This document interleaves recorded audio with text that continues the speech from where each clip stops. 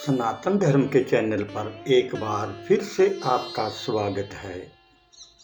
आज की कथा है कृष्ण भक्ता पार्सनवी। महात्मा विदुर की पत्नी का नाम पार्सनवी था। पार्सनवी का भगवान श्री कृष्ण के प्रति अनन्य भक्ति प्रेम था। महात्मा विदुर हस्तिनापुर के प्रधानमंत्री होने के साथ साथ आदर्श भगवत भक्ता, उच्च कोटि के साधु और स्पष्टवादी थे। यही कारण था कि दुर्योधन उनसे सदा नाराज ही रहा करता था तथा समय असमय उसकी निंदा करता रहता था। धृतराष्ट्र और भीष्म पितामह से अनन्य प्रेम की वजह से वे दुर्योधन के द्वारा किए जाते अपमान को सहर्ष स्वीकार कर लेते थे। हस्तिनापुर के प्रधानमंत्री होने के बाद भी उनका रहन सहन एक संत की ही तरह था। श्री कृष्ण में इनकी अनुपम प्रीति थी। इनकी धर्मपत्नी पार्सनवी भी परम साध्वी, त्याग मूर्ति तथा भगवत भक्तिमयी थी। भगवान श्री कृष्ण जब दूत बनकर संधि प्रस्ताव लेकर हस्तिनापुर पधारे, तब दुर्योधन ने प्रेम रहित महान स्वागत सत्कार किया। दुर्योधन द्वारा संधि प्रस्ताव को अस्वीकार करने के उपरांत दुर्योधन ने उन्हें रात्रि विश्राम और भोजन आदि करने को कहा। भाव रहित दुर्योधन का यह आतिथ्य श्री कृष्ण ने अस्वीकार कर दिया। कारण पूछने पर श्री कृष्ण ने कहा, हे दुर्योधन, किसी का आतिथ्य स्वीकार करने के 3 कारण होते हैं: भाव, प्रभाव और अभाव। अर्थात तुम्हारा ऐसा भाव नहीं है जिसके वशीभूत तुम्हारा आतिथ्य स्वीकार किया जाए।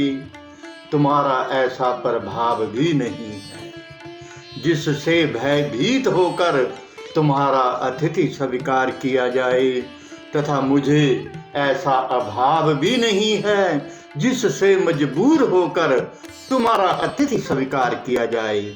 इसके बाद श्री कृष्ण वहां से प्रस्थान कर गए। श्री कृष्ण महात्मा विदुर और उनकी धर्मपत्नी पार्सनवी के भाव को जानते थे। दुर्योधन के महल से निकलकर वे महात्मा विदुर के आश्रम रूपी घर पर पहुंचे। महात्मा विदुर उस समय घर पर नहीं थे तथा पार्सनवी नहा रही थी। द्वार से ही श्री कृष्ण ने आवाज दी, द्वार खोलो, मैं श्री कृष्ण हूँ और बहुत भूखा भी हूँ।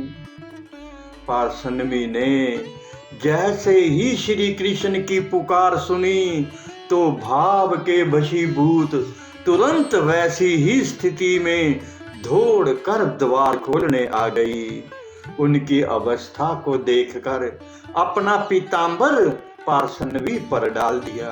प्रेम दीवानी पार्सनवी को अपने तन की सुध ही कहाँ थी।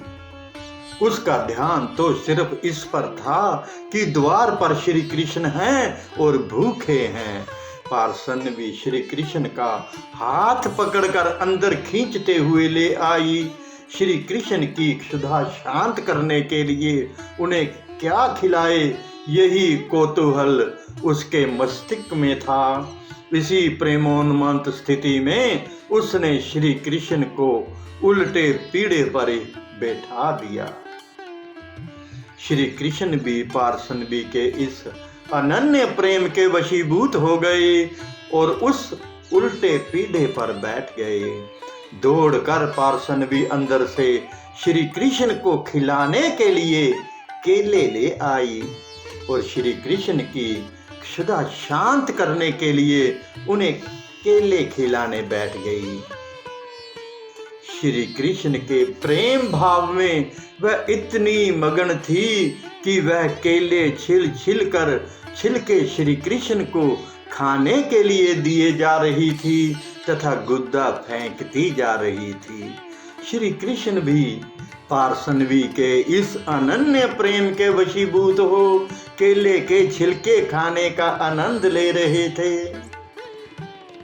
तभी महात्मा विदुर आ गए। वे कुछ देर तो स्तंभित होकर खड़े रहे, फिर उन्होंने यह व्यवस्था देखकर पार्सनवी को डांटा। तब उसे होश आया और वह पश्चाताप करने के साथ ही अपने मन की सरलता से श्री कृष्ण पर ही नाराज होकर उनको उलाहना देने लगी। छिलका दीनी श्याम कह भूली तन मन ज्ञान, खाए पे क्यों आपने भूल गए क्यों भान। भगवान इस सरल वाणी पर हंस दिए। भगवान ने कहा, विदुर जी आप बड़े बेसमय आए, मुझे बड़ा ही सुख मिल रहा था। मैं तो ऐसे ही भोजन के लिए सदा अतृप्त रहता हूँ। अब विदुर जी भगवान को केले का गूदा खिलाने लगे। भगवान ने कहा, विदुर जी आपके केले तो मुझे बड़ी सावधानी से खिलाए, पर ना मालूम क्यों इनमें छिलके जैसा स्वाद नहीं आया। विदुर पत्नी के नेत्रों से प्रेम के आंसू झर रहे थे। ऐसा होता है भक्तों का प्रेमोन्माद, जिसके भगवान भी सदा ही भूखे रहते हैं। जय श्री कृष्ण।